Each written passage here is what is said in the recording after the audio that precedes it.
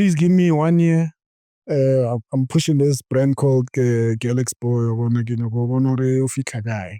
Why did you come up with that name specifically? So this name came about from Cheese Boy, right? Then while I was selling those t-shirts in high school, the females wanted their own version. So I did a Cheese Girl t-shirt. But then I didn't want to have two brands. So I wanted Cheese Boy, Cheese Girl. Yeah, so I wanted to put them together. So I just said Cheese Girl, X Boy. Then the name was too long, so I cut off the cheese. So it ended up being Girl X Boy on stage. So that's where the name comes from. And the meaning behind it is basically what boys do because of girls and what girls do because of boys. So girls might wear short skirts to impress guys. This guy might smoke cigarettes or make jokes in the class to attract attention from the females. So this basically the equation between girls and boys and how they connect. Sure. Okay.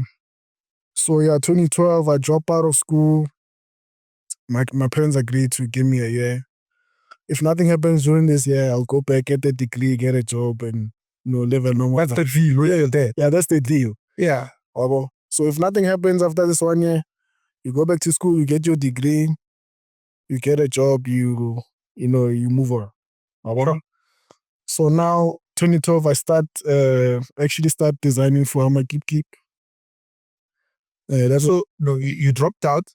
Yeah. And then you joined Amakip. Yeah, I started designing for them. While you had already started Galaxy Boy at the same time. So basically, I was starting up Galaxy Boy. I registered everything, CIPC, etc.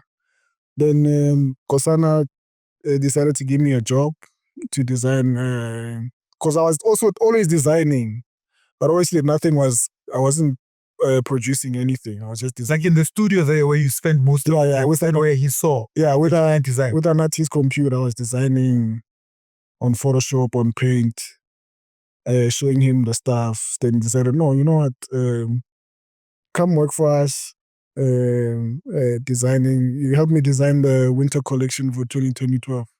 I mean, for 2012. 2012. So you taught yourself design? Yeah. Nobody taught you design? No. I started with Paint. You know that program on Microsoft? Yes. Paint. I used to use Paint. Then Anati got me this other Photoshop bootleg. Anati played a role. Yeah, Anati got me this Photoshop bootleg. Then I taught myself Photoshop on YouTube. Then I started designing with Photoshop. The designs became better, So that's when I got the job with Amakip. So Amakip Nkosana offered me, I think it was 6,000 rand per month to design for him. So I thought about it. I'm like, you know what? I don't want money. You said to him, you don't want the money? Yeah, just teach me the ropes of how this thing works. So how, from start to finish. So he's like, okay, sure, no problem. So I was designing for him for the knowledge. So he basically, Nkosana taught me everything about what I do right now. If it wasn't for him, I wouldn't be here. But what made you decide to do it that way? A lot of people, especially youngsters, if you say here's money, they'll opt for the money. Sure. For you, what mindset or mind frame were you in when you decided, I don't want money now, I want you to teach me the ropes of doing business? Because basically you knew how to design, which you taught yourself. So now you were saying, although I know how to design, I don't know how to run a business. Sure. So I want to learn the business side of things. Yeah. And I'll offer my skills of design. Sure. For free. Yeah. That's a revolutionary stuff, man. Where did you learn that stuff? You were away from Mami Lodi? Yeah, at that point, I wouldn't say I needed money. You know what I mean? My parents used to give me money. I wouldn't say I needed money to eat or whatever. You know what I mean? Or to give my mother. I think obviously the stories are different. Some people have taken the money to take care of home, etc. Sure. But I was in a position where I didn't need to do that. And I also saw an opportunity to say, what am I going to do with this money? Why don't I get knowledge from this guy so I can be like him or, do more than him? So that's when I decided, no, because he used to produce in China. So I'm like, how am I going to get to China? fine, I get the money, those 6,000s, and now when I get to China, what am I gonna do? Where am I gonna go? So that's when I decided, no, let me get this information from this guy, from Kosana. Then after we're done, I'll push on my own. So that year, yeah, I worked for him. He showed me everything. Then all of a sudden, I think it was June or July or before. He said, oh, I'm going to China. I'm gonna make the designs you made for us, etc.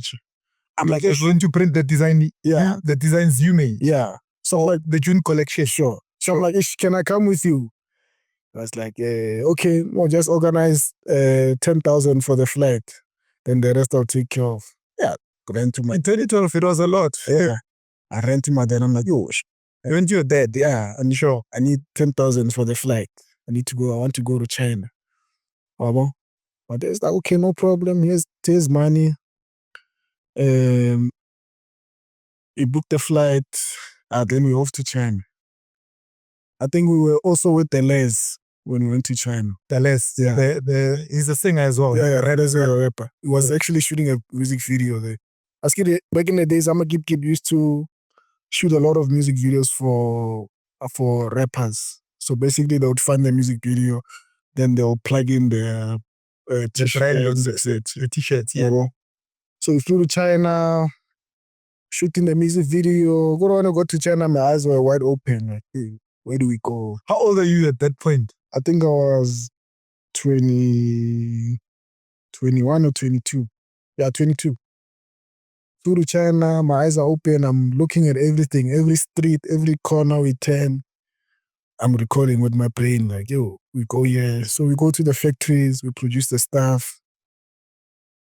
Then at that time, I already have my designs, my own. Apart from the ones we're doing for Amakip. So I have them on my laptop. I'm hoping maybe, I can do something. Maybe was with them to China. Yeah, maybe I can. I have them in my laptop. So I'm hoping maybe Nkosana will give me opportunity to make samples. But I'm quiet, you know what I mean? You don't say. Yeah, I'm just there, watching. He's doing his thing. Then last minute, before, I think a day before we leave, he's like, don't you want to do your samples? I'm like, yeah. Open, Sator. I send those. Yeah, like the opportunity I was waiting. Yeah, I send. But what made you keep quiet? That's also quite interesting. No, Askiri, when someone takes you somewhere, you don't wanna. I want you go part me, but it's already low. You just Askiri me. I've done my part. I've designed. There, I'm there to learn. I don't wanna disturb loads of art. Why is that important? Because I feel that part, and it will continue. Sure. I feel that's the part a lot of people fail to recognize about the mentor-mentee relationship. Sure. That you don't get into a space your mentor is introducing you to, and then now